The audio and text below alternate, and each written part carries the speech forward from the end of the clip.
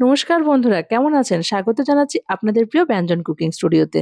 আবারও চলে এলাম আপনাদের জন্য নতুন আরেকটি মজার রান্না নিয়ে। আজ বানাচ্ছি ছোলা ও নারকেল দিয়ে বাঙালির ভীষণ পছন্দের কলার মোচার ঘন্ট।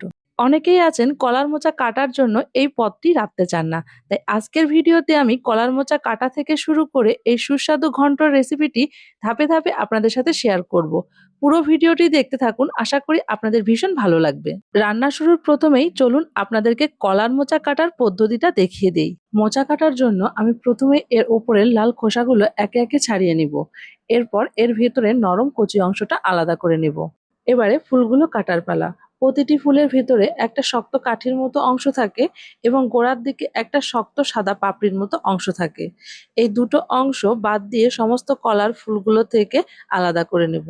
এখন কলার ফুলগুলোকে আমি একটা কাঁচির সাহায্যে কুচি কুচি করে কেটে নিচ্ছি।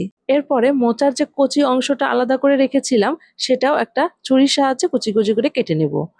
আর অবশ্যই মোচা কাটা হয়ে গেলে জলে ভিজিয়ে দিবেন, এতে মোচার রং অনেক সুন্দর থাকে। এবারে কলার মোচাগুলোকে ভালোভাবে ধুয়ে পরিষ্কার করে সামান্য লবণ ও হলুদ দিয়ে একটু সেদ্ধ করে জলটা ভালোভাবে ঝরিয়ে নিচ্ছি। আর আপনাদেরকে এখন রান্নার মূল উপকরণগুলো একটু দেখিয়ে দিই। এখানে নিয়েছি সিদ্ধ করে কলার মোচা, কিছু আলু ডুমো করে কেটে নিয়েছি, আরো নিয়েছি কিছু নারকেল কুচি করে কেটে নিয়েছি, আর নিয়েছি ভিজিয়ে রাখা কিছু ছোলা। রান্নায় আর যেসব মশলা ও উপকরণগুলো লাগবে সেগুলো রান্নার সময় পর্যায়ক্রমে আপনাদেরকে দেখিয়ে দিব। চলুন এবার রান্নাটা শুরু করি। এবারে চুলায় একটা কড়াই বসিয়ে পরিমাণ মতো তেল গরম করে ডুমো করে কেটে রাখা আলুগুলো দিয়ে দিচ্ছি। আর এবার এতে সামান্য লবণ ও হলুদ দিয়ে অল্প আঁচে আলুগুলো লাল করে ভেজে তুলে নেব। এরপর ওই তেলে দিয়ে দিচ্ছি একটু জিরা ফোড়ন। এখন দিয়ে দিচ্ছি কেটে রাখা নারকেল ও ভিজিয়ে রাখা ছোলাগুলো। ছোলা ও নারকেল অল্প আঁচে লাল করে ভেজে নিয়ে দিয়ে দিচ্ছি কিছু নারকেল কোড়া। নারকেল কোড়াটাও একটু ভেজে নেব।